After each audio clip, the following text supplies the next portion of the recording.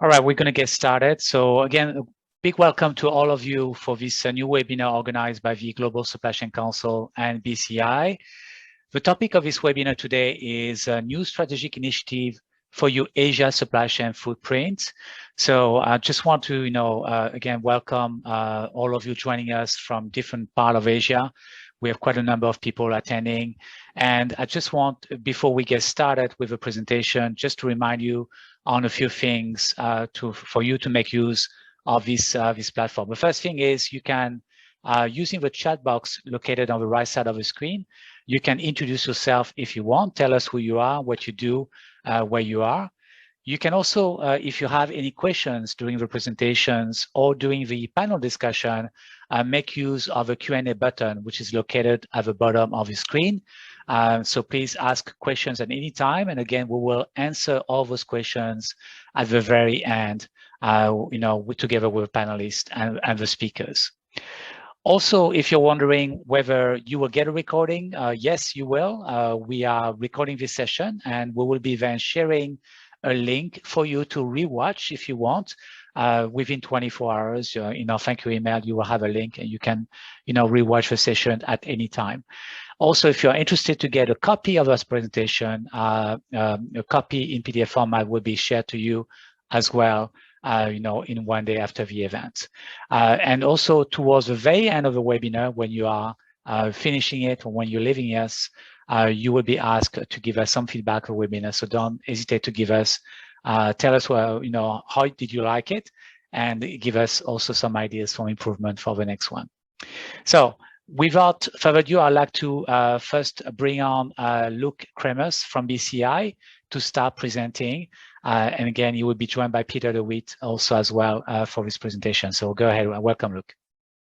Yeah, thanks, Max. And on behalf of BCI, a very warm welcome to all of you joining this webinar here with us today. My name is Luc Kremers. I'm the VP APAC for BCI. I have 20 years experience in supply chain and logistics. I've always been based in this region, worked with many industries. I've been working from Shanghai, I've been based in Hong Kong, and currently I'm based in Singapore, where we have our regional office for APAC. Joining me today will be indeed Peter Dewitt, partner with BCI. He has 20 years plus experience in supply chain logistics in various P&L leadership roles and operational roles. He's also worked with a number of industries and spent most of his career in APAC, being based also in Shanghai 5 years, Hong Kong 5 years, and Singapore 5 years. I think we have a great program for you here today. We will start with a BCI presentation first, just to give you a few pointers, a few insights in how can you navigate these very turbulent times we're having these days here in Asia. Then we'll have two fantastic panelists from Bridgestone and Seekwork joining us and sharing with us their expertise and insights in doing the business. And we will end indeed with an open Q&A where you can ask all your questions. So the core program is about an hour for those of you who are very busy in your schedule. But all of us, the panelists, and we from BCI will stay on for a next session as well. So I do encourage you to stay on. You can continue to ask questions and we will answer them as good and bad as we can, of course. Let's start with a very brief introduction into BCI itself, for those of you who don't know us perhaps yet. So BCI is a global supply chain consulting and implementation firm. We were founded in the Netherlands in '85. We've grown since then over time to cover a worldwide scope. We have offices in Asia, in Shanghai and Singapore. We have offices in Europe. We have offices in the US. So we can support you on your global projects. As you can see from the scope of services we provide, we are focused pretty much on supply chain. So that covers manufacturing footprints, how to optimize them, where to put your factories. It includes also distribution network design, similarly where to put your DCs. If that leads to perhaps a need for a new location, we can help you search for that. So location advice, site selection is things we do. We link that also, of course, to the business strategy. How should business strategy drive your supply chain? We do things like outsourcing. So who are the right 3PLs for you in this region? Who can you work with? How can you select them? And finally, we're not just consultants in the sense we give you a nice report, but we also are very hands-on, pragmatic, involved in many cases with the implementation projects we do of our clients to make sure that the benefits we have identified also get really implemented together with your team. We're pleased to say that for a number of years in a row now, we have been selected by Forbes also to be one of the best management firms in the Americas. If you then look at some of the industries we work with, we work pretty much across industry. You see here the various industries we have clients with. You see the clients can be large organizations, but we also work with smaller and medium-sized companies with quite a wide spectrum of firms that we can support, obviously. Let's delve into the presentation for today. Let's start straight away with the 5 key takeaways that we want you to remember and get from this presentation here today. Hopefully they can help you in managing and further improving the supply chains that you have right now. Two areas we're covering: China and Southeast Asia, the key focus of today. For China, 2 topics basically. First of all, it's a large market, it's the leading market in terms of e-commerce. Consumers are very demanding. How do you organize yourself for that? We hope to give you some tips and ideas on that topic. Related or similarly in China right now, there are challenges. There is unfortunately quite a lockdown ongoing right now. There's various disruptions. So how does that impact you? I'm sure you have all heard about resilience. We hope to give you some further insights on how can you make your supply chain more robust and resilient to deal with that. Then for Southeast Asia, there we see a slightly better environment, less having trade tensions in that sense, so still very open for foreign direct environments, foreign direct investment. A lot of companies right now investing in plants and growing their footprint in that part of the world. But we're also seeing cost pressures there, less labor available, land costs going up. So how do you deal with such situation? And that's some topics we want to discuss. In Southeast Asia, e-commerce is also very important, is also growing. It's also still quite challenging. It's a more fragmented market. We see different maturities in the markets, the way the consumers buy, the partners to work with. You have many platforms that you need to deal with, various parcel courier companies out there with their own challenges. So similarly, let's see how we can give you some key takeaways on how to deal with that. And then finally, if those first 4 topics were perhaps more strategic in nature, of course, you still need to run the day-to-day operations of your supply chain as well. So how about what is the right operating model to run the supply chain in these regions, and how can we support you on those things? So let's start first then with China, the first topic. As I think most of you are aware, of course, it's a huge country. It's leading in terms of e-commerce. The share of the business is around already 25% and only growing. If you were to go pre-COVID to the malls, you would see them getting very quiet. People are buying things online these days, and even more so now, of course, in the current environment. We also see that consumers are quite demanding.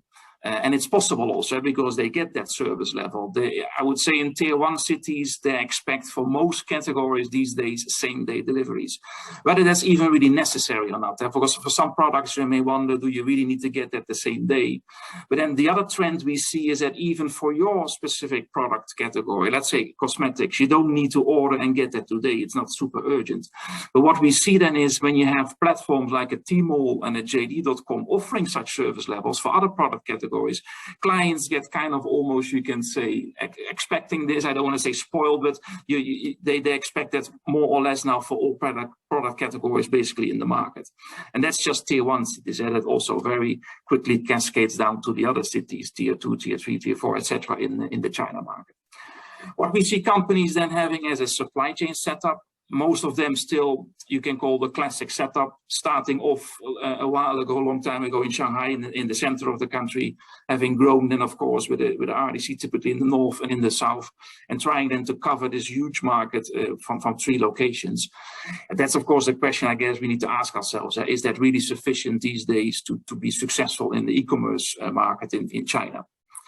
What we then see, having worked, for example, with quite a large beauty products organization, and they set themselves as an ambition for the next 5 years out, because that's what you do then. You don't look just for this year's trend. When you design yourself a network in China, you should look for the mid to long-term future.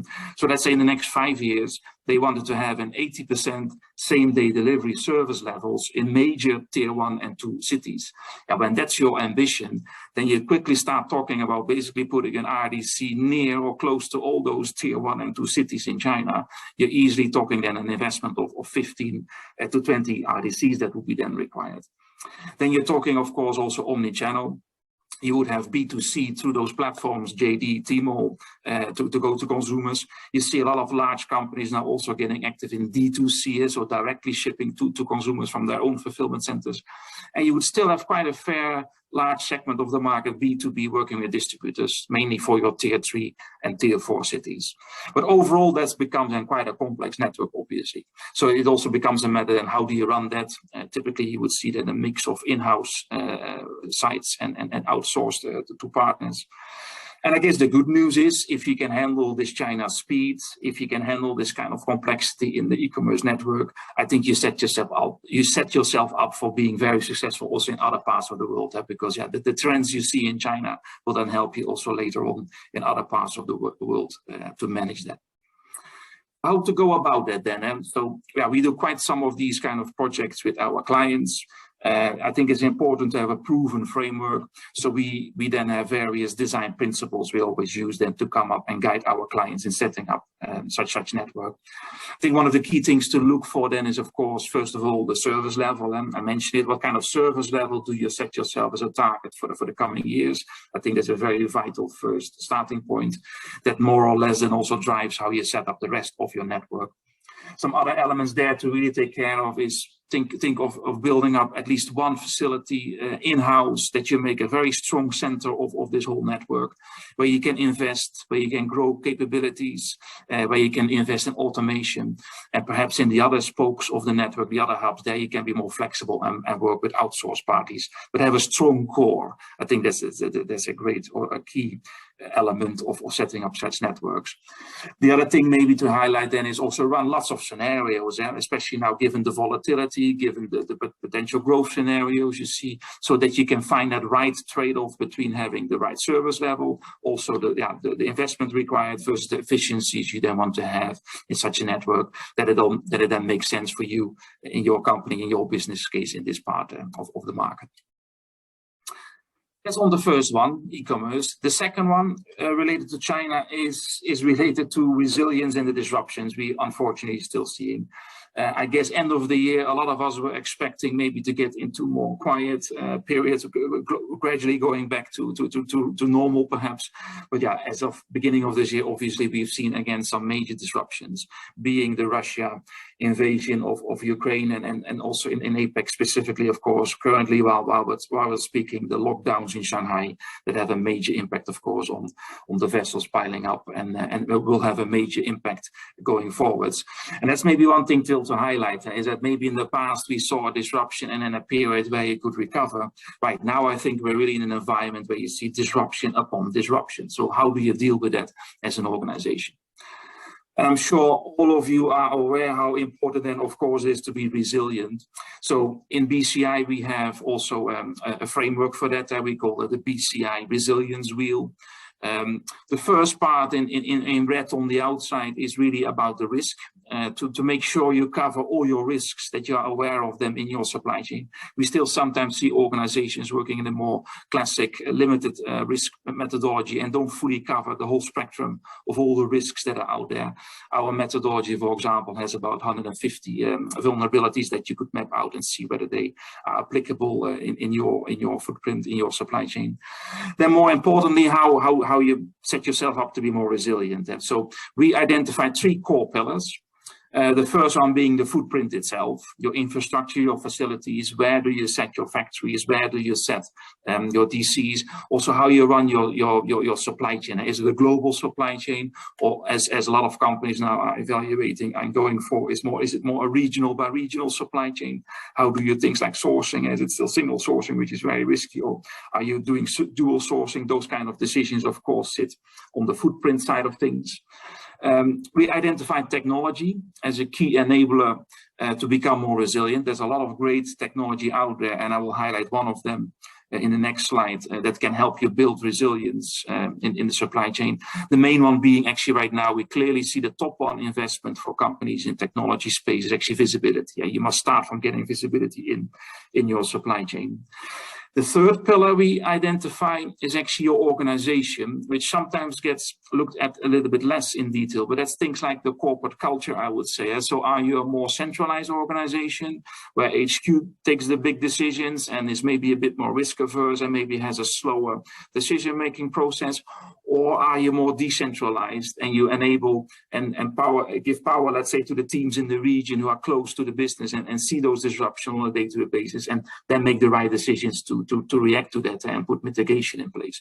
So that's another element, another pillar to look at clearly when you talk about resilience in your supply chain. I'll show you then a certain case study, some pragmatic example. I mentioned visibility, I think is number one in most companies or organizations right now when it comes to the technology investments. So here we see a company, Hyster-Yale, that invested in a control tower. It's an American organization producing material handling equipment, think forklift trucks, think reach stackers for the container yards. They're having about 20 manufacturing sites worldwide. And prior to COVID, they had very poor or very little visibility in their end-to-end supply chain, both the upstream side, suppliers to their factories, and the downstream side. Then they put an initiative in place. So this was already pre-COVID, where they wanted to build a digital platform, create one version of the truth of all the information out there in their extended supply chain. So the vision was clearly to start off with visibility and connectivity, get that first, use that then to build insights in what's going on and how to react to that. And from there on was then to grow further into more analytics or predictive analytics, and even in the end, considering things like automation and of decision making. And that's then something we've seen a lot, is that sometimes the initiative has been defined a few years ago, but then during the COVID period, where the need became much more urgent, additional investment was then put into such initiatives, and it was sped up so that the results were coming earlier than perhaps the original timeline would have indicated. And that's the same that this organization did that. So it implemented a control tower solution from Jagger and from Forkites to give them first visibility in their upstream supply chain, suppliers to factories. And that yielded then already throughout the last few years some benefits. So one example clearly was during the Suez Canal last year, when the Evergreen vessel got stuck. They could really pinpoint not only the exact containers that were stuck on that vessel, but even which specific parts were inside those containers. So that enabled them then to adjust their production plan and then still make sure that for your number one priority customers, they could still meet the demand. So they were sheltered from such disruption. And then for tier two and perhaps lower priority customers, there would then be still an impact, but at least you are very much aware of that in advance. And you can communicate clearly with them those upcoming delays and maybe look for some ways together collaboratively to mitigate that. So that clearly gave them quite some benefits in managing these disruptions as we see them in the supply chain these days. So there's something on resilience, and in this case on a technology example of putting a control tower in place. Peter, over to you for the next 3 points. Thanks, Luc. So today I'm going to talk a little bit more on topics in Southeast Asia, where one of the big topics these days is what to do with manufacturing, how to stay competitive.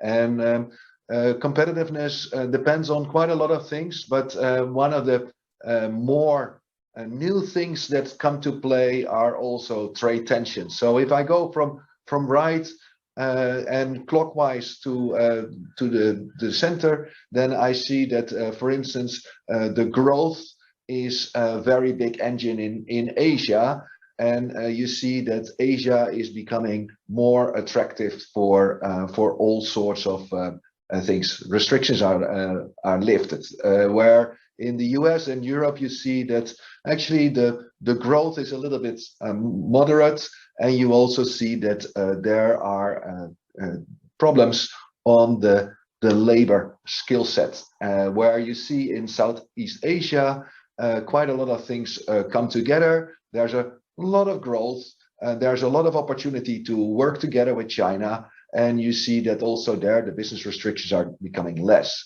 And what you also see, especially on the tension side, on the geopolitical side, is that Southeast Asia is typical a friend of all regions, and for this you see that they have a good future.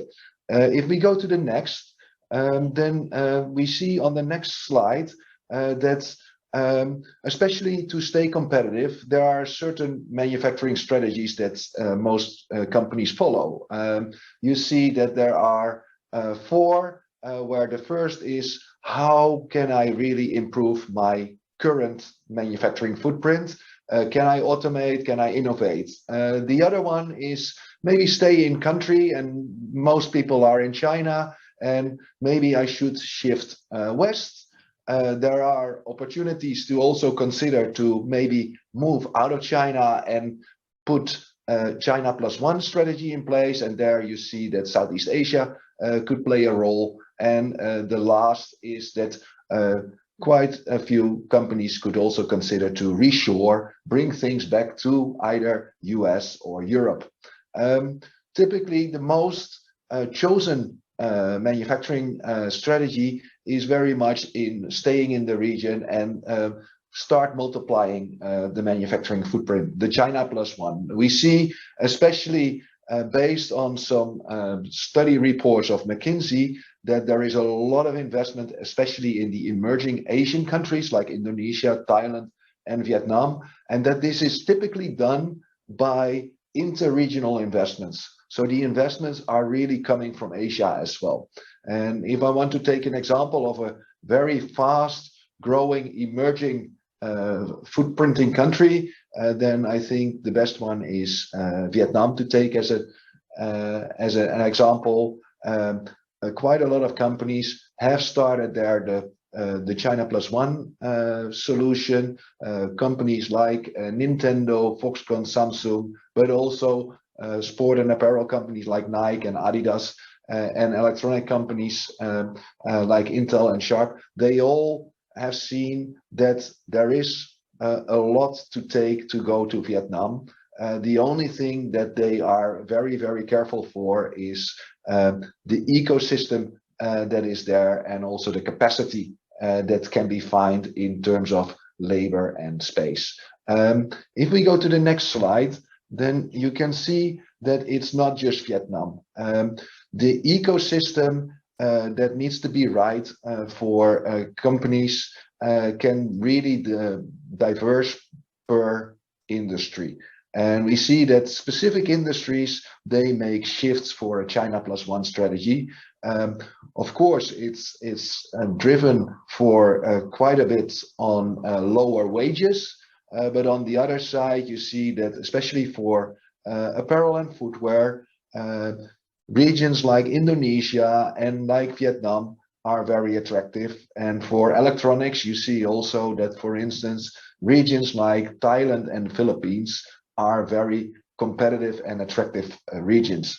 If we go to the next, we can see that BCI actually helps quite a lot of companies with their manufacturing footprint strategy. And when we are considering ideal locations for companies, we actually look at three criteria to really measure good locations for. On one, it's the cost, of course, especially labor, space, startups, and maybe some incentives. And we take a scope of 5 years into account. Of course, qualitative aspects like labor availability, the skill set of labor, and also the business climate. And then the other thing that we cannot avoid is also to consider what are risks. So financially, but also maybe politically, or maybe also some natural risks that can really make a location attractive or less attractive. Typically, what we do is we plot these into an overview where we can easily identify what is an attractive location based on these three aspects. If we go to the next, I would like to talk a little bit more about another aspect which is very, very interesting and very hot in the Southeast Asian market.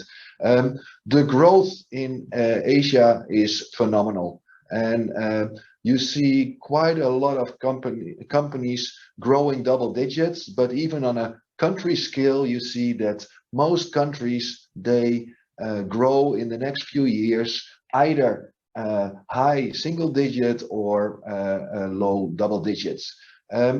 Obviously, as a company, you need to make sure that you have a commercial strategy that adapts to this and a supply chain strategy that fits. What we see these days is that especially due to the fact that e-commerce is growing so much faster than the traditional channels, you see that there are a lot of changing demand patterns, and that has effect on your supply chain. And challenges, what you recognize is that it's very hard to forecast. It's very hard to finance your growth, and you need to really make sure that you have the right governance in play, that you have the right logic for allocating your inventories throughout your channel, and make sure that you overcome any inefficiencies when it comes to performance of labor and space and so forth. Typical topics that we recognize are being addressed is, of course, should I split my traditional B2C or retail business from maybe the e-commerce business? How can I improve my compliance? How can I further standardize, and how can I further also see how I can increase performance? And one of the things that is recognized for improving this is considering to go more cross-border. Obviously, if you have followed the full wheel, then based on these, you can really define also then your next midterm view and really see what needs to be adjusted to come to a very successful next 5 years.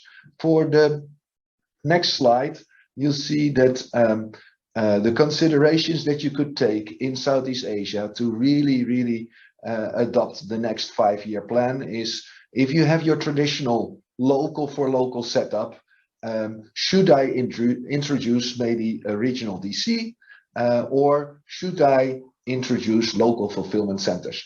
All of these could really help you on one end to be effective and save cost, or to really improve your service.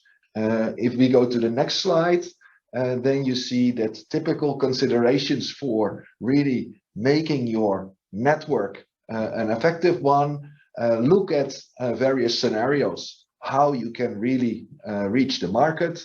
Should I go direct? Should I make use of cross docks, or should I put DCs and fulfillment centers in place? Obviously, this has effect on cost and service level. And once you have figured out what is the best schematic, then look at where to locate your DCs. Should I do it centrally or decentrally? Should I do it in-house or outsource? Should I make use of my existing DCs, or am I outgrowing these? And should I look for new locations? We looked at it. What are costs, quality, and risk factors for each location?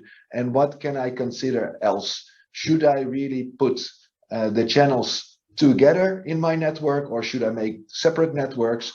Should I make a different strategy for fast-moving articles versus slow movers?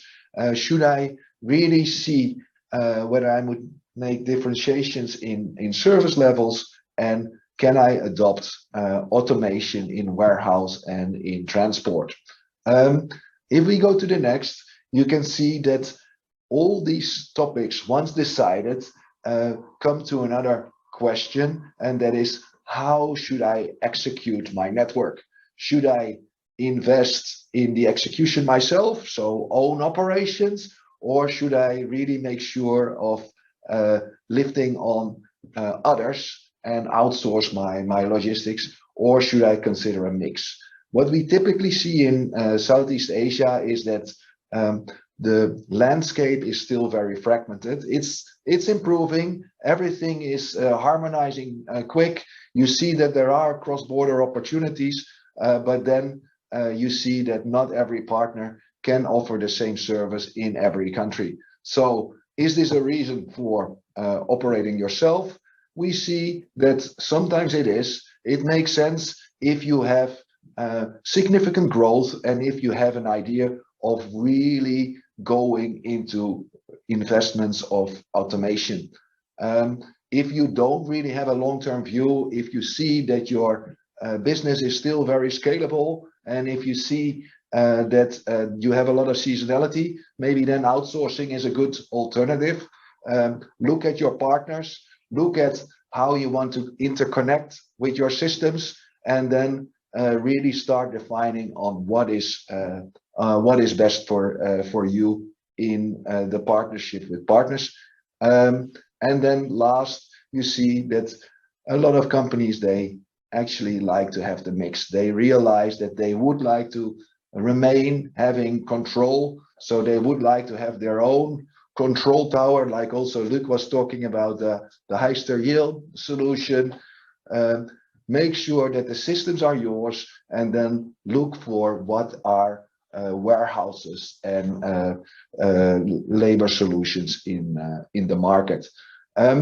That's it for me for now. If there are questions, happy to answer them by the end of the panel discussion. But now back to you, Patrick. Hey, thank you so much, for having us here. Good afternoon, audience. My name is Patrick Haaks. Thanks, Luc. Thanks, Peter.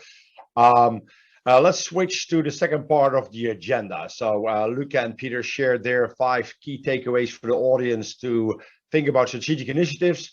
And I'd like to move on to, the panel discussion to also bring it to a more practical way and views from, practitioners. I'm very happy that we have Eric van Steen and also Tobias Keune of Seekwork here joining us. So Eric, can I ask you to turn on your video to see if we can make the technology work and people can see you on the screen as well. But let me first of all introduce you to Eric. So Eric is the VP Supply Chain at Bridgestone, responsible for planning all procurement, direct and indirect, warehouse and transport operations, supporting a 4 billion plus business across more than 12 markets in Asia, has been leading quite some business transformations. So hopefully he can share some insights on how to make that work, Eric. And before Bridgestone, he was working with J&J. He was working in the consultant field as well as in Electrolux. So quite a diverse background. So always good to have people with, a diverse background to share ideas. For those of you that don't know Bridgestone, I think that's hard to imagine if you have a car, you rent a car, if you rent a scooter, etc.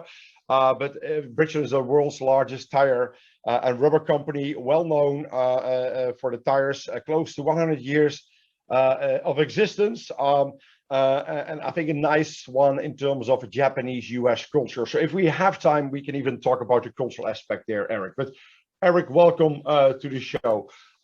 So Peter and Luc spoke a lot about footprint. Can you take us on the Bridgestone footprint in terms of Asia Pacific, and what has been your evolution and your rationale of having such an infrastructure in place? Thanks, Patrick. Great to be invited for sharing some thoughts and experiences. So the Bridgestone footprint in Asia has been established a long time ago, right? Well before I joined. From the start, from its inception, Bridgestone had a international outlook. So they started to operate in Southeast Asia already back in the 60s. Singapore was one of the sites that they had. In general, the strategy has been to produce sort of local for local and be very close to the customer on the one hand. On the other hand, also to be quite close to the supply base. As you pointed out, Bridgestone is a company that makes tires, sells tires, in addition to some other developments and businesses, but that's still its core.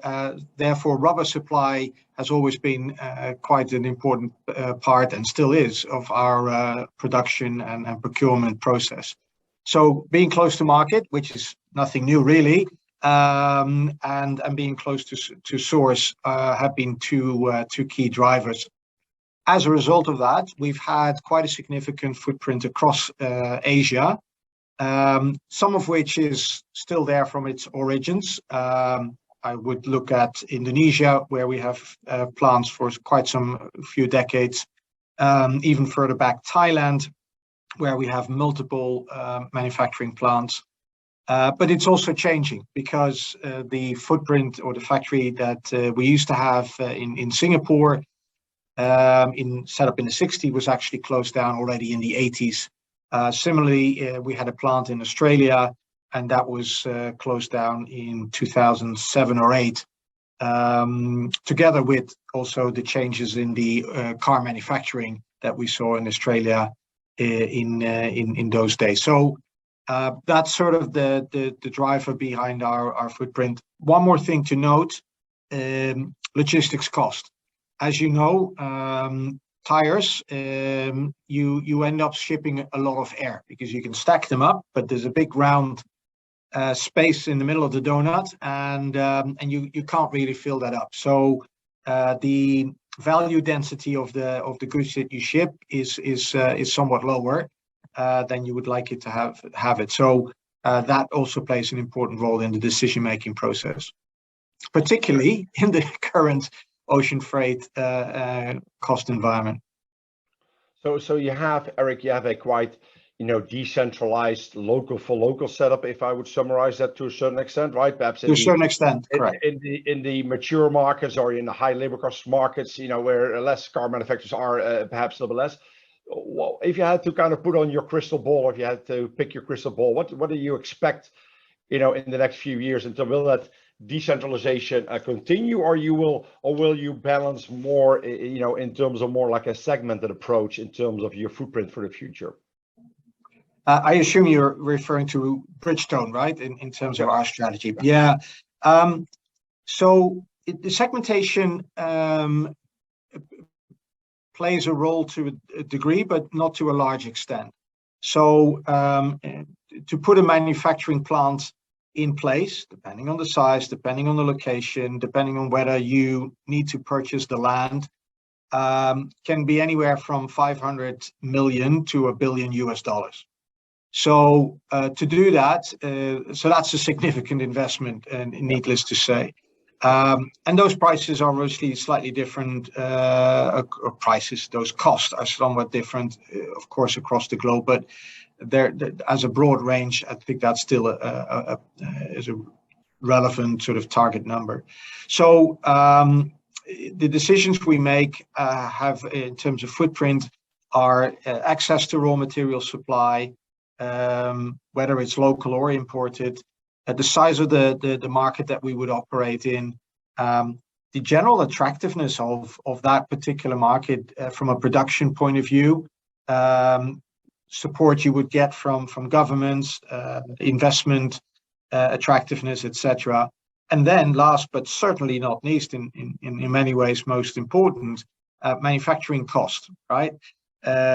So those are, I would say, the key factors that play a role.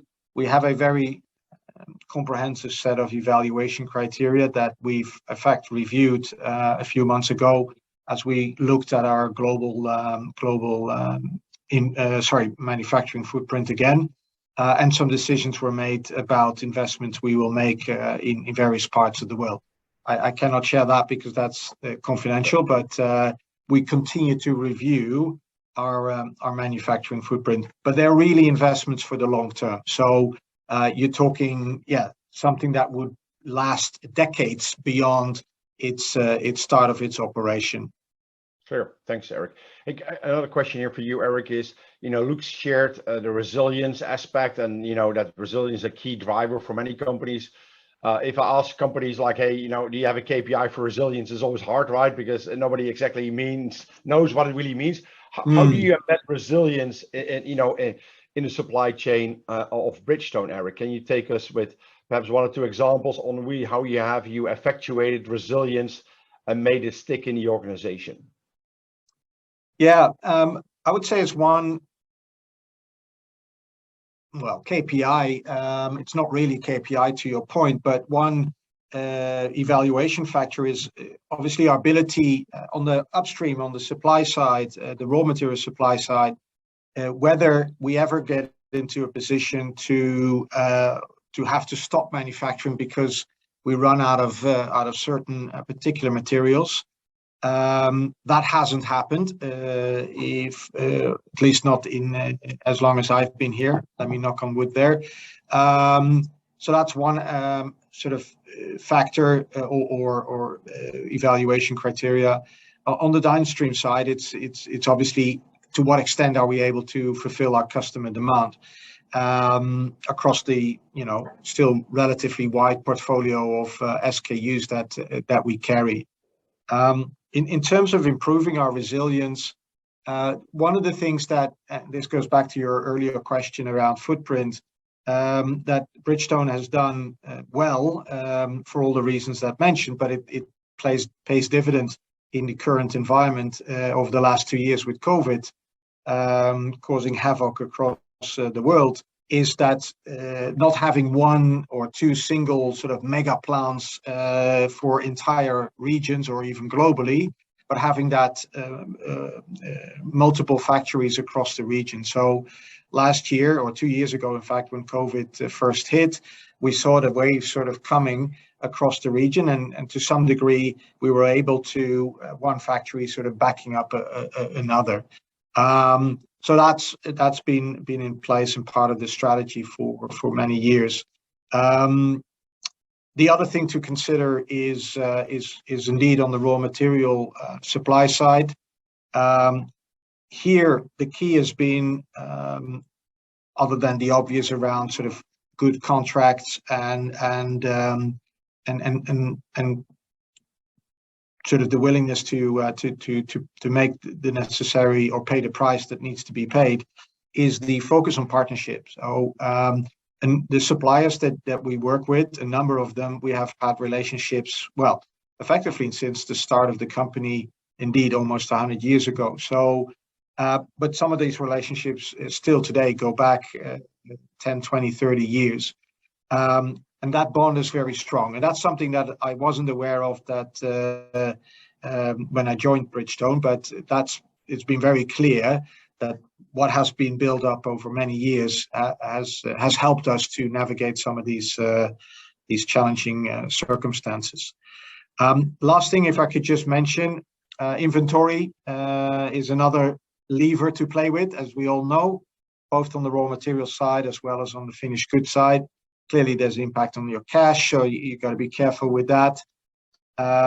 Supplier diversification is another one, but that's proved, or as I learned, proved to be very difficult because any switching component would require a full R&D process in terms of testing the material, running trials in the manufacturing plant, etc.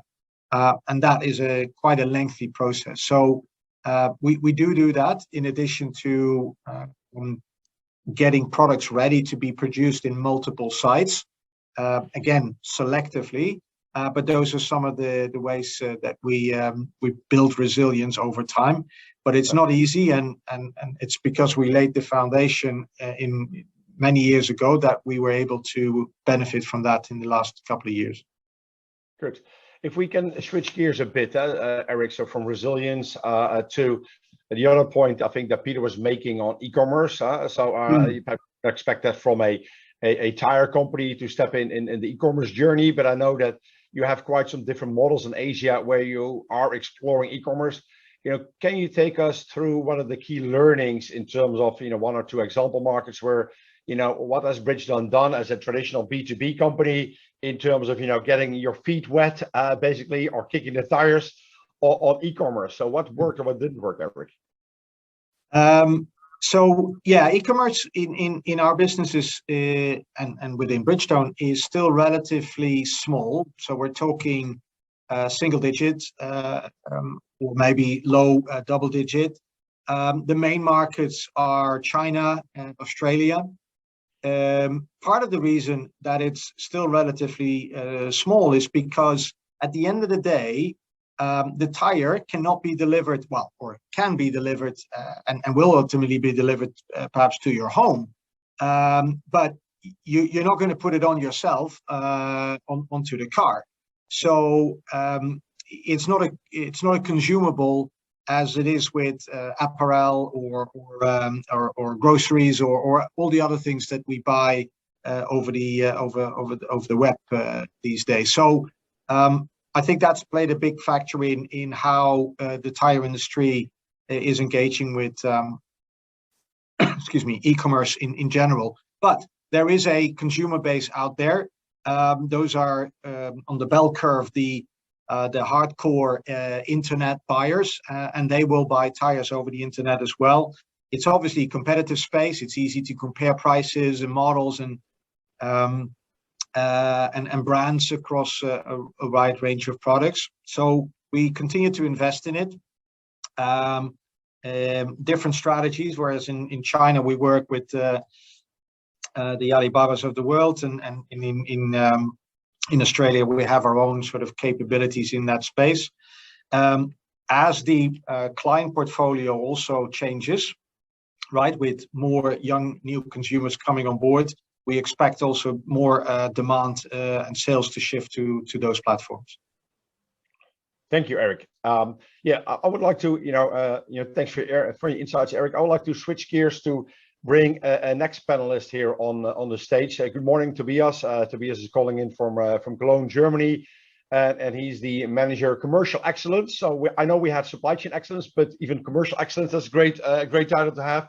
And Tobias is with Seekwork, a company that perhaps you might not be familiar with, but almost in business for 200 years, so even much longer than Bridgestone, and is one of the world's leading companies in making inks for packaging materials, as well as printed magazines and other kind of aspects. And Tobias is supporting the business in terms of commercial excellence. Been with the company for six or so years.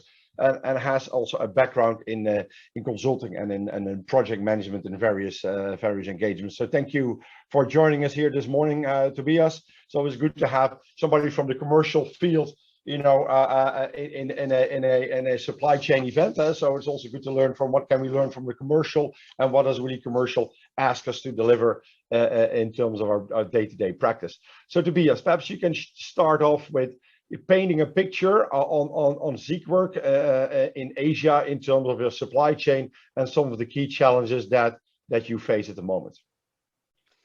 Yeah, thank you, Patrick. Thanks for having me here today. As you already mentioned, we are one of the world leaders in the areas of inks for packaging applications. So we are quite an integral part of the packaging value chain. If anything goes wrong at our end, it will eventually affect really also the consumer in the supermarket.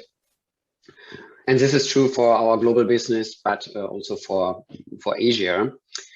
Talking about our Asia business, our structure, we have separated Asia into 3 sub-regions, meaning Southeast Asia, India, including Bangladesh, and Greater China. This represents roughly 20% of our global top line, meaning roughly 250 million euros. Talking about our supply chain, maybe a bit of background how it works, and I cannot tell you much more because I'm also an amateur in that area.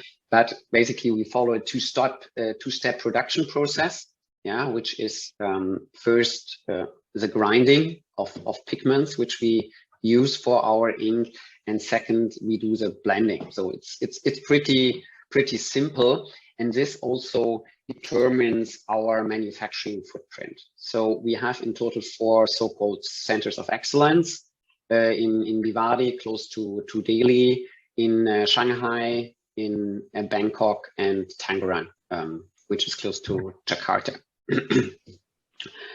And furthermore, there are, say, smaller setups, around 14 smaller setups, so-called blending centers. So what happens is actually we have the full production process happening in the centers of excellence, starting with the grinding of the pigments.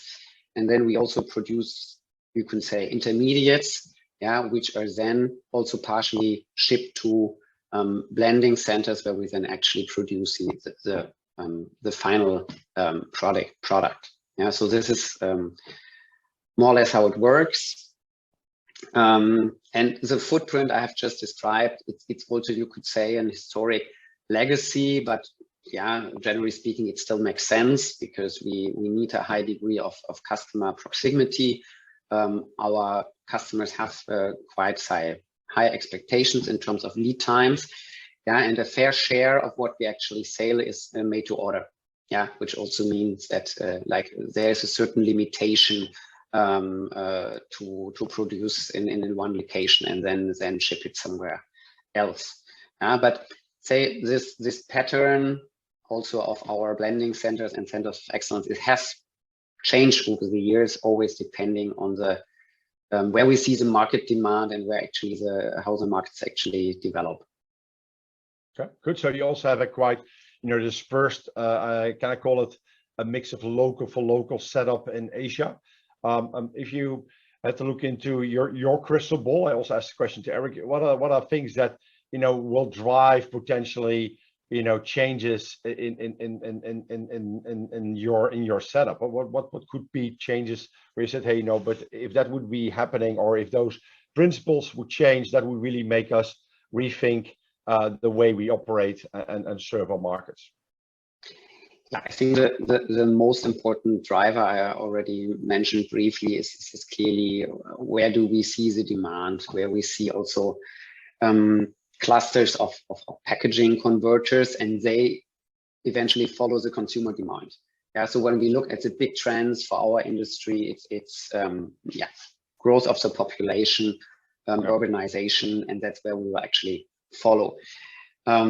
Plus, of course, there are all these, say, geopolitical developments, trade barriers that drive our setup, and I think as we've seen recently, this can also change, and that made it very clear to us that we need to stay also quite flexible. Now, say I would say beauty compared to other industries, and my supply chain colleagues don't hear it now, but like setting up an ink production is not incredible complicated. Yeah, it's not compared to, I don't know, semiconductors or something that it's $1 billion investment or something. So we are able to change the setup when these, say, parameters I've just described change. Plus, of course, also mentioned by Eric, raw material availability is really a very crucial factor. Not sure whether this will change in the future, because there you have, pigment industry is quite interesting in this regard.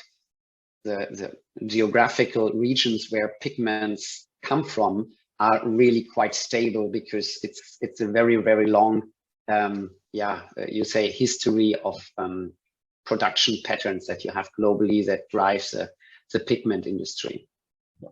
And thanks for that, Tobias. And when I was making the introduction, I was already hinting like, hey, Tobias is coming from the commercial side. So some people in the supply chain call that the dark side. I think that's I'm making a joke here, but if you had to call out, from your lens as a professional, how can the supply chain better serve the needs of the commercial? If you had to and this can be broad, Tobias, but what are elements that from a commercial lens you would like to see more for supply chain practitioners, or the ways that a supply chain professional engage in their profession? What would be key elements to share with the audience here? Yeah, of course, always faster, always in best quality. Yeah, also joking. Yeah, I mean, eventually it's I think an optimization task, not a maximization task. So what we expect, or what the commercial side always expects, is that you have very close collaboration to find this optimal point. To really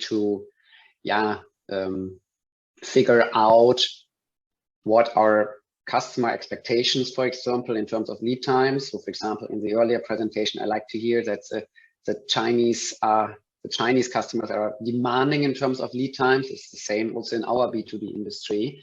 But then you just have to find a middle ground and say, same day delivery, if you have make to order production, is maybe virtually impossible. And then you have to find a good compromise. I mean, what certainly helps in that discussion, and maybe that is something also SCM can contribute, is to have good transparency, have the right metrics in place to monitor what is delivery performance, what is our performance in terms of quality and stability.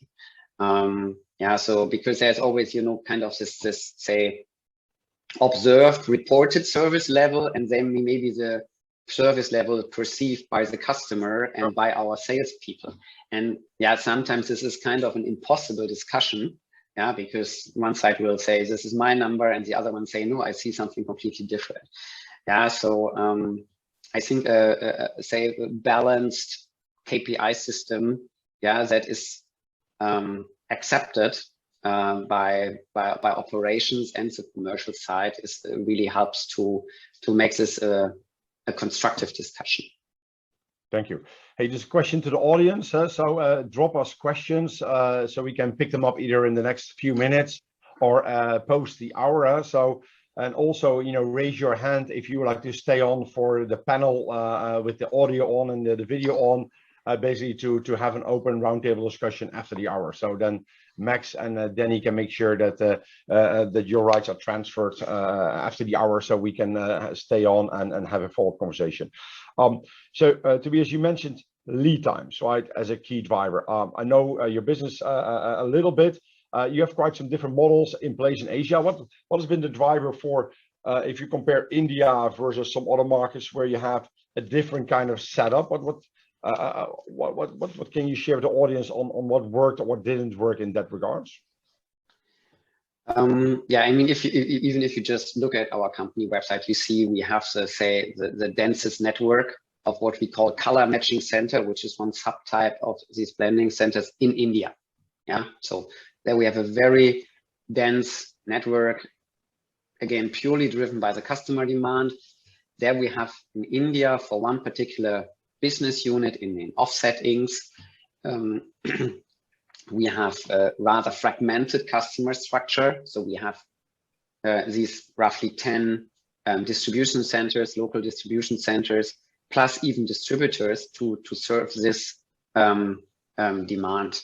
And this is quite different, say, from the structure where we have in China, say these industry clusters in the east and the south of Shanghai, which we can also serve using two hubs. Okay. But you see that's going to be, you know, the next model for if Secret would expand in the future. So the importance of lead time, the importance of local proximity in order to drive business success. I think it's hard to give a generic answer to that. There is also the other say development, yeah, that we want to look at Asia as a region, yeah, and say if just the regional proximity allows and also trade barriers are not there, then we would also try to sometimes consolidate production. Yeah, it really depends on the market, and say from a pure efficiency standpoint, sometimes we would also love to consolidate, but then you have counter effects that might prevent us from doing so. Okay. But what you described also in your earlier presentation, trying to consolidate also production and simplify it is clearly also on our agenda. Sure. Yeah, because my last question to you, and then I think we're gonna hit the hour, and then we can stay on for a little bit broader discussion with people that want to stay on. So people had to drop off. You know, you can drop off for other meetings. You know, you have a quite local setup in Asia from a manufacturing and from a distribution point of view. So how do you create leverage in terms of balancing that? You know, costs on one side. You know, service levels. You know, a lot of people talk about resilience, talk about agility, flexibility. How do you, if you all put that into one blending pot, how do you balance that in terms of, you know, having the right setup for Secret for success? I think one key factor is also to look into our product portfolios. Yeah, so if we have only very local product portfolios of our customized made-to-order inks, then it's harder to consolidate than if you also have, let's say, a better managed product portfolio. This is key for us, and this will also help our customers. And resilience, it's super big topic for us because also our customers ask for that. Yeah, so especially the bigger multinational accounts, they usually always ask for, say, a backup plan, because if something happens like currently in Shanghai, yeah, we are still producing, but you know about the limitations there, then you just need a plan B. And I think that is also, right, let's say, a more recent development in the past 2-3 years, that our customers in the packaging converting realm, they really ask explicitly their suppliers to be resilient, and that means very specifically to have a backup plan if something goes wrong for our, say, default supply chain. Good, thanks, Tobias. I'm going to ask if Eric can turn his video back on, and if Luc and Peter can also turn the videos on, so we can have a little bit like an open kind of, Q&A and panel discussion. So again, I think Max is doing the technology to bring other people and give access to that they can also fill in here. So let's see if technology is working. It is working. I want to ask a question to you, Eric, but we were running out a little bit out of time, but I want to ask it now to you, but also to Luc and Peter is, a big topic beyond everything what is happening with the pandemic and, volatility in the market is sustainability, right? So how to kind of, can you take us on, your view on how to embed sustainability in the culture and the way, you basically put the right operating model in place? Yeah, thank you for that question. So sustainability in a way has been part of our core, I would say, our mission from the start of the business. Obviously not using the word sustainability and not in the way we describe it today, but our mission is to serve society with superior quality. So our founder came up with that, and it's been our guiding light since then. Sustainability clearly fits neatly into that, and in fact with I would say our new CEO, but he's been there already for 2 years, we've really pushed that to the heart of our business and the heart of our strategy. Very timely, maybe slightly overdue, you could argue, but I personally I'm a big proponent of this, and I'm very happy with the strategic direction that Bridgestone has taken over the last 2 years. I think in some areas we're quite advanced. In some areas we have to do some catch up and in relation to other industries and maybe even our own industry. But we're now making very significant strides in relation to how we assess our supply base, the type of materials that we use in the production process, and the material circularity ratio, how we're looking at end of life tire and recycling, the partnerships that we have started with a number of players in that market. Obviously CO2 output. I'm involved in a number of activities across the region to look at how we can reduce our footprint and get to the 50% reduction by 2030 that we've committed ourselves to. So a lot of activities in this space, and clearly, to your point, from a supply chain point of view, there are a lot of implications on that. So we're developing various programs and strategies, from efficient warehouses to optimization of transport, working with our 3PL partners as well in that context, across a whole range of activities to improve the footprint, or to improve the CO2 output. So and on top of that, if I may just make a quick mention, we've launched on the 1st of March what we call the Bridgestone E8 Commitment. So these are 8 values that basically inform and drive our strategy, our business decision making, including what we do around sustainability, both in terms of purpose and process. And we're quite excited about this enhancement of our strategy and the enhancement of our communication of our intent and commitments, both internally and externally. Okay, thanks. And then Peter, can you share perhaps from a consulting perspective how that is being embedded in projects that you are working on? Is that similar to Eric? Is that different in terms of the importance and the way sustainability is effectuated by clients? Yeah, I have to say, Patrick, that we recognize that probably in Europe and the US, it's a bigger topic than in Asia, but that Asia is now catching up. What we recognize is that people are asking us to help measure the sustainability, and there we are having now indicators where we are helping our companies with carbon footprint calculations, giving ideas on how to really make it a sustainable future for the next 5 years. Okay, good. Hey, then the other question I want to ask is, because I think one of the key takeaways, what we've learned from the Bci presentation, as well as mentioning by Eric from Bridgestone and Tobias of Seekwork, is having a more dispersed, decentralized footprint in place from a production and distribution point of view.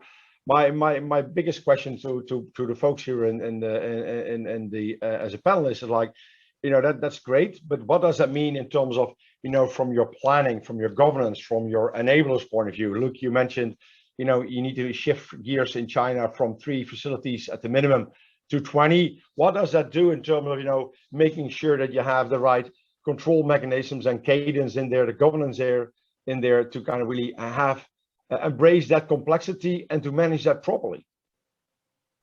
Because it doesn't come for free, right? It's not like turning on the light switch and you have that process in place, right? And so any advice, any key enablers you say, this is really the threshold that companies need to put in place in order to effectuate that? Actually, that's indeed a good point. And then the first element where I see that is also when you do this kind of studies, these kind of network design studies, it's no longer good enough to do them in isolation, which you tend to see more in the past. I would say you did a network design study and that recommended something and that's it. And then you hop it over to others in the organization and now let's try to implement it. I think that now first of all, needs to be much more managed upfront. Who should be involved? What stakeholders need to be aware of this project, need to be aware of what kind of decisions are being made, so that they're also much closer then to being able to execute, to implement the findings of such study. And then clearly indeed planning and inventory management and optimization of that process and that function is key. And that's something that sometimes is still a bottleneck. Sometimes you then get worries from the team, like, can we really manage this? And that has an impact on the design decision or the kind of complexity you want to go for or not in your network. And in some cases, that team is then aware of this is what's coming, and then they need to prepare indeed. Yeah, then you're talking the typical general things like the planning process needs to be robust and ready and might need an assessment to see can that be done. And in some cases, it means a technology upgrade. So depending on the planning system such company then has already in place or not, it means typically they will need to scope that up as well. Yeah, but what's the key bottleneck typically if you say you move away from 1 or 2 facilities to more than 10? What in your view and your experience, Luke, is what you always kind of hit the fence in terms of hey, these are the 1 or 2 must-dos going forward? Now that's hard to say. It's still pretty much company specific, I would say. The bottlenecks of where clients then run into what could be limitations, let's say, of the capabilities they have is company specific, because in many cases it's system related. In many cases it requires an upgrade of the systems, but I've also seen it in terms of mindset and capability of the team. And then sometimes it requires a leader to step up and say, this is something we will have to do. The other way around, it can't be the case worries that the fact we can't do it yet is going to be a bottleneck and holding us back from designing the best network going forward. So it can be a combination of the people, the process, and the technology systems out there generally. But let's ask the practitioner here, because Eric, I think you're also running this process, you're running this governance, right, in your 12 markets. What has been key for success in managing a more dispersed footprint from your end, Eric? Yeah, nothing that I think the audience wouldn't be familiar with. For us, when I joined, one of the key focus things that I focused on early on was to put in a robust IBP or S&OP process at the regional head office here in Singapore to have visibility of the demand and the supply. Because although we have a lot local for local, factories like Thailand, Indonesia, Vietnam, they produce for their home market, but also for export within the region, and to some cases also for Americas, Europe, and Japan. So connecting, having visibility of the demand, the supply, and optimizing that, and then crucially, which wasn't there before, is not keep that information just in supply chain, but invite sales and marketing to the table. They were a little bit surprised when I asked at the start, because that wasn't done until then. But now we have a very, I would say quite a robust, well-functioning process with all the key steps from demand planning, supply planning, the IRR meeting, the MBR meeting at the end with my boss, the APAC CEO, involved as well. So we look at the financial implications of some of the trade-off decisions we made. So I think those are that's for me a key factor. Again, would not be a surprise. But yeah, some of these fundamentals processes like IBP are critical in making this work. Thanks, Eric. Question here from my end to Peter is, you mentioned some of the operating model choices that companies need to go through. If you look into today's market, logistics costs are going north. The fragmentation in APAC from a 3PL industry is still out there. The market is pretty much all-time high. What does that mean in terms of brand owners like a Bridgestone or a Seagwork engaging with a 3PL in terms of managing that relationship? If you want to say, I think I heard Eric said, hey, you need to partner more if you talk about resilience. How can you effectuate that on a tactical or operational level, ultimately to within a new 3PL, or in the way you manage 3PLs in a geography with complexity like APAC? Yeah, so the development is going very, very quick, and you see that basically profiles are changing constantly. If you are working with a partner that is developing in the same way as you are, and there is a cultural fit, then there is really an opportunity to start cementing longer partnerships, where then all of a sudden you can also talk in investing together. And then you really have opportunities to invest together in automation, to invest together into a new network that can be adopted to the change, and really exchange good data to ensure that your network is ready for the next few battles. Peter, okay, I'm with you there, but you worked on the other side of the table, right? You worked 20 years in the logistics service provider industry. What can brand owners do? What could brand owners consider or should consider if the market is getting more tight, capacities are getting more tight? What are the three elements that companies really need to think about when we talk about partnership? Because partnership is a little bit, for me, too easy. It's a typical consultant word, like, hey, we need to think about partnership, but how can brand owners really, what can they do, and what does that mean? So everyone has a different network, but you see that you need to really identify a partner that really fits your network, and once this network is fitting together, you can really start developing to make it make it denser and to really start exchanging more tactical data and also more supply chain data to really prepare networks. And there you see that people then can really help you also on really keeping the cost under control and ensuring that the service levels are met. Okay. Max, a question to you. Do we have people joining in for audio, or can we turn audio on, or do you want to have questions raised by the Q&A button here? Just want to... So everybody can actually raise their hand, switch on their microphone. So no problem. Yeah, everybody can do this. Yeah. Just, I would like that and encourage. I still see we have quite some people joining us to really kind of open the floor for questions from the participants. So if you can raise your hand and then ask your question, I think that would be highly appreciated. Don't be shy. You can ask a question. We can always say no, right? That's always a good thing. But no, but please raise your hand, ask the question.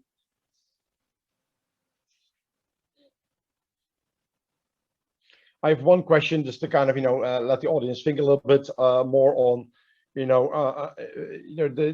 we spoke quite a lot about the review of the network and the footprint. What are critical success factors in reviewing a footprint? Perhaps Luc, from your angle, can you take us through some of the key success factors for companies to consider such a process and make that work at the end of the day? And then we can also ask the same question to Eric and to Tobias. But what are critical success factors from a consulting side in order to make sure the robustest process and people can implement? Yeah, I mentioned it earlier. I think the important step first is before we even do modeling and those kind of things, because that's the core stuff. It is what I would call stakeholder alignment. It's really getting inside the organization the same view on what are we trying to achieve and what does the demand side of things the people in sales and marketing want to achieve, what is their vision on the commercial side of things, and how the supply chain should support it, and how does supply chain see that? Because too often we see those functions not fully aligned yet, and then the risk is that the project is run in some corner, in either corner of whichever part of the organization has launched it, and then the results don't get fully accepted and realized then later by the organization. I think to me that's a key first step. That's what I've seen myself also doing more over time these days. Strong stakeholder alignment in the beginning. Make sure we're all going in the same direction. We know why we're launching this project. We know what we have as an ambition. And if there's still some difference in opinion, let's try to iron that out as well throughout the project so that we get clear on implementing the findings of such study. I think the technicalities of running a network design study these days are more or less known. I think to me that's a key element. Okay.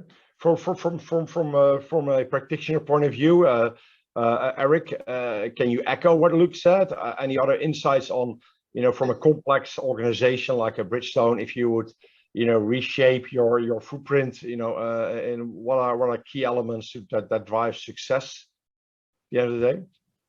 Yeah, I can only echo what Luc said, really. If I look at our own situation, that's key. One of the complexity that we had to deal with in some ways is still dealing with, if you put a plant in, let's say, a Thailand, and you run a P&L that's based on regions, then the investment, how do you allocate that, right? Some companies have sort of aggregated that into a global P&L. We're still operating on a regional one. So that's with the initial investment, but also going forward. So if you make a budget for the year based on certain export numbers, that then turn out to be different than originally expected. Therefore, your conversion cost being relatively higher per tire. How do you deal with that governance and the sort of the financial implications of that, which could be quite significant, because it will determine the region's profit and therefore could have an impact on people's bonuses all the way through the organization. So that's another aspect of governance that kind of needs to sort out earlier in the process. So with the extensions that we are investing in and the sort of the green or brownfield plants that we're considering, we're watching that a little bit more closely to make sure that there's better global alignment on that aspect as well, in addition to the demand side and why we're sort of initiating this initiative in the first place. Okay. Any feedback from your angle, Tobias, on from a business side, in order to drive this for success? Really not my core area of expertise, I have to admit, but I think what is true for any of such project, be it in the commercial area or SCM, you also really need to get the baseline right. Yeah, whatever you want to optimize, make sure that model captures all the key dimensions that drives the business. Even look, if you say it's just a say technicality, but still that is, I think that the first weeks of such a project are really crucial. I have seen it not just in the SCM realm, but also in say commercial sales projects. My question, that's a good point, Tobias. My question to Luc would be, if you look into today's volatile market, right? So everything is changing so rapidly, right? Energy prices, inflation, labor availability, capacities, demand fluctuations, mix fluctuations. So how do you make sure that you have all of those ingredients at some point in time filtered in, the technicality and say, hey, but what is the best for company A or company B? Yeah, that's a good question. There's a few elements there. So some of these macro trends, like disruptions, like the geopolitical situation, the various elements, we typically take as a first phase as well to boil that out, to make that clear. Again, because there's different expectations and different opinions, even still to a certain extent within the organization. So more fact-driven, that's where we can enhance that as well with some key insights, data on what are those trends. There's then a big input into the modeling, into the mapping of the network and modeling it. The other element I think to highlight is that network design is not only a quantitative exercise, something that you can quantify, of course, costs and service levels and lead times, inventories you would, but there's still the softer, the qualitative elements as well, which then also sits in the methodology you should use, which is then what you saw earlier, the quality of the business environment and the risk element there. That ultimately you get an output of both quantifiable factors, mostly cost and service level driven, but also qualitative factors. And that then becomes a total picture of where you want to go, what are the options you have, what are the pros and cons of the various scenarios that you've analyzed, and that should then give a good insight, let's say, in the way forward. Hey, we have a question here that I want to address here. Is a question from Tony. It's about China, let's say the decrease of China as a manufacturing powerhouse and the increase of Vietnam as the next, I would say, China, right, as a manufacturing hub for the region. What are the panelists' view on this, knowing also that Vietnam, from a size, from a people point of view, is not a China, right? So, what is the expectation? What is the outlook of this development in the next 5 years? So, are we expecting a further surge? Are we expecting, that Vietnam basically will even disperse to other geographies? Perhaps from a BCI point of view, Luc, can you comment on this? I could. I hope also Eric and Tobias can share their views as well. Be interesting to hear. No, I think it's right now. Vietnam definitely is doing well. We can say there's lots of interest, but also from some of the studies we have done, some overheating is probably too much to call it, but some costs are going up rapidly. Land is scarce already in certain provinces, so also we're seeing some of the limits perhaps. I think it's still an industry by industry case as well. The other thing you need to look at is not just your plant in Vietnam, does it make sense, but about the ecosystem.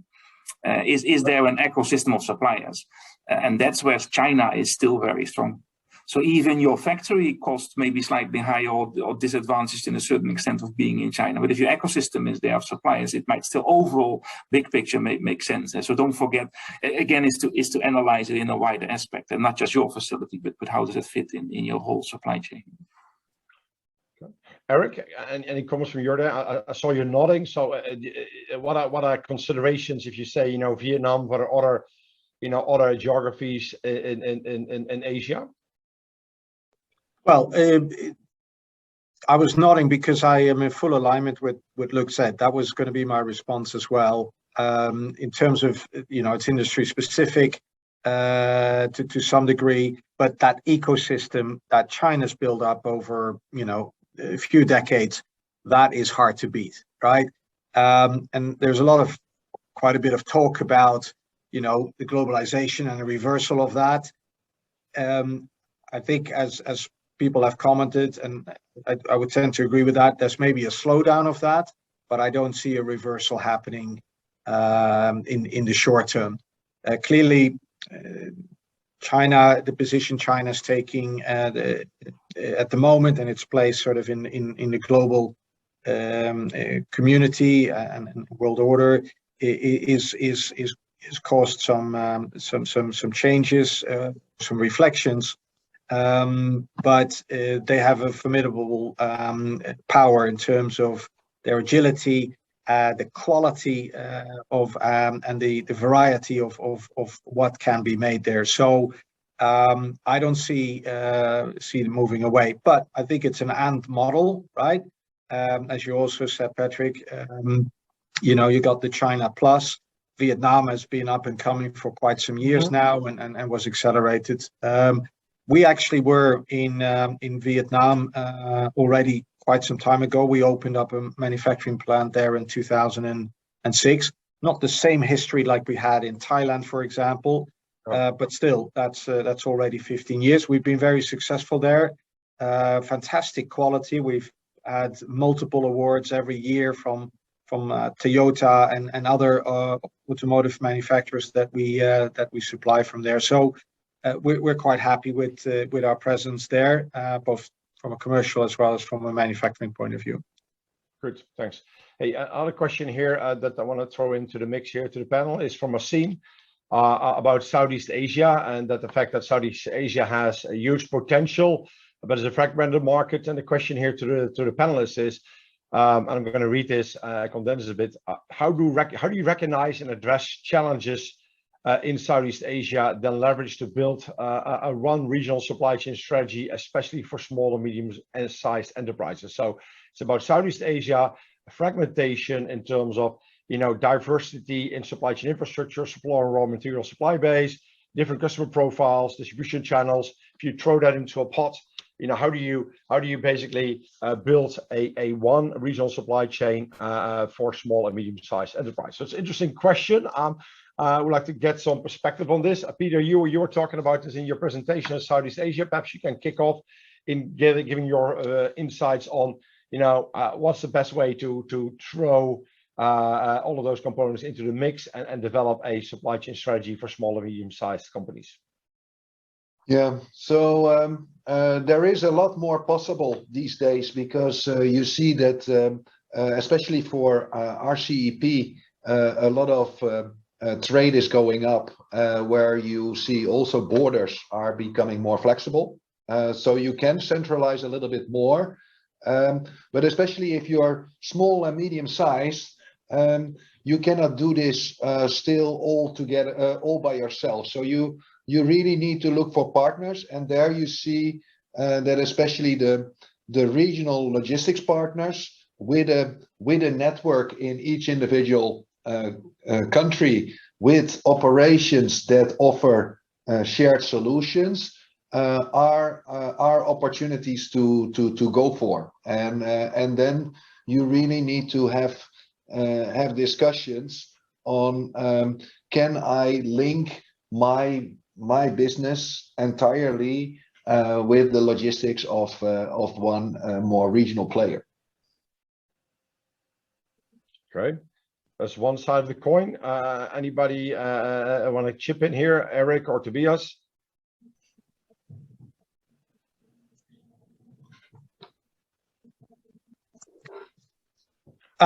Yeah, go ahead. Yeah, are we making it too complex? That would be my counter question. Like, are we not making it too complex? Yeah, well, what I can say, Patrick, that of course you can also still have a consideration that a few things need to be done with a distributor too, right? So just choose your battles.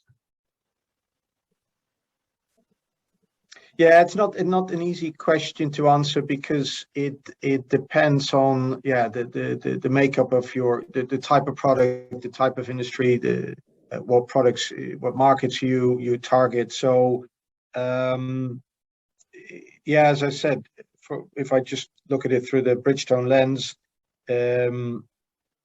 we've established a network of plants that supply both locally and regionally. Some of our markets, Malaysia, Singapore, Korea, we do not actually have plants, so they're completely dependent on the other sites. Yeah, it's again not rocket science, I would say, in terms of being very clear about what customer segments you're targeting, what that means for your product portfolio, and keep that as rationalized as you can. And then, yeah, build up the network with the analytics that Luc was already referring to, but very closely aligned to that commercial strategy.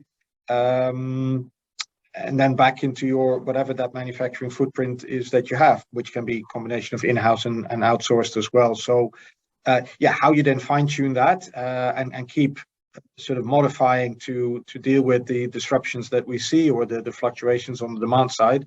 Yeah, that is then the art of the supply chain manager that comes into play, and the quality of the team, the technology, the visibility that was mentioned earlier. So yeah, then you sort of orchestrate all of that. But yeah, none of that is built up overnight, and clearly the demands on the supply chain have changed a lot, right? Risk was always a topic, but now it's really at the forefront, right? So yeah, that's changing, and that's why it's still a very interesting place to operate, and perhaps more now than ever before, right? It's kind of the era of supply chain, I would say. Yeah. Hey, Luc, do you also see this? Because I know that you know a lot of companies have been looking at Southeast Asia and consolidating or manage that region from a single P&L point of view, or at least from a single supply chain governance point of view. Do you see also an uptake in, you know, for instance, the concept that of the regional distribution centers for that geography, or is that, you know, it has always been on the verge, but it's not really kind of, you know, vamped up in terms of tackling the potential in that region? Not so much yet, I would say, historically, indeed. A lot of country-for-country setups. Yeah, again, industry-specific, yeah, but inside the consumer goods and the industries that are distribution-intensive, you see that a lot. That's actually where we see now opportunities for more consolidation. What Peter mentioned earlier, the RCEP, but also other free trade agreements, and the ASEAN free trade agreement is there for many years. We see the cross-border is getting better, to say, let's say that. And so cross-border shipments, especially mainland Southeast Asia, are easier to manage, are more efficient, less lead times at the border. So that opens up opportunity. There's maybe an area where not all companies have yet fully considered what that offers. So you don't need a DC and in Malaysia and in Thailand and in Vietnam and if Cambodia is your market. Maybe one central one could then do that part of Southeast Asia. Of course, Philippines, Indonesia is still a different story. Yeah. But at least the mainland part of Southeast Asia, we believe there are opportunities now to look at more centralized setups. Yeah. But it's early days, but that's good. That means if you're doing it right now, you'll be one of the first to benefit from it as well, compared to your competition. Good. I'm looking at the clock here, and I get a few notes from people that they have to drop off. So I think it's also a nice point of time to wrap up. First of all, thank you, Eric, Tobias, from a practitioner point of view, to share insight. Thank you, Luc and Peter, for sharing your insight. Thank you, a big thank you for Max and the GCC platform, as well as the attendees. So thanks again for staying so long with us here for the last hour and a half. And please let us know if you have any questions that you want to follow up with. Happy to share.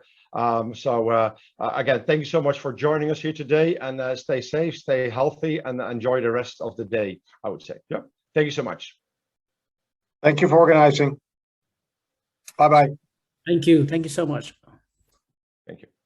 Come on, yes, bye-bye.